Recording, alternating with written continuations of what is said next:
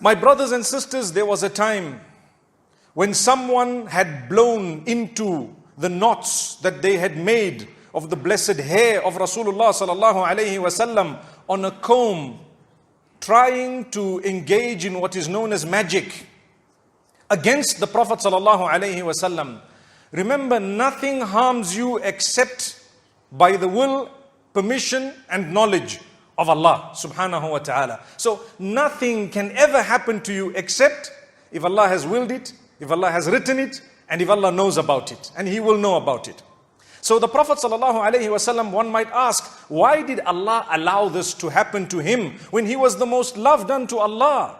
Well, لَقَدْ كَانَ لَكُمْ فِي رَسُولِ اللَّهِ أُسْوَةٌ حَسَنَةٌ. We always hear that there is a beautiful example in the Prophet ﷺ. If you were to follow him and him wholly and him alone, you would need nothing else. So, if we were to follow the Prophet ﷺ's sunnah and his way, every morning and evening, we would be seeking the protection of Allah from the evil that is around us. What type of evil?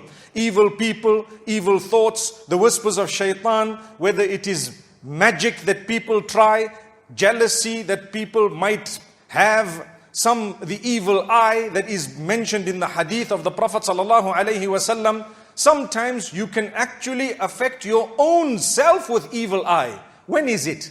When you are so self-conceited and impressed by yourself that you forget Allah. You forget to connect it to Allah. You have wealth, connect it to Allah. You have good looks, connect that to Allah. You have a happy situation, connect it to Allah. By saying what? By believing this is only from Allah. He can take it away now.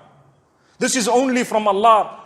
Whatever Allah has willed has happened. Ma sha'allahu. Tabarakallah. Tabarakallah. Glory be to Allah. Subhanallah. May Allah grant us from His goodness.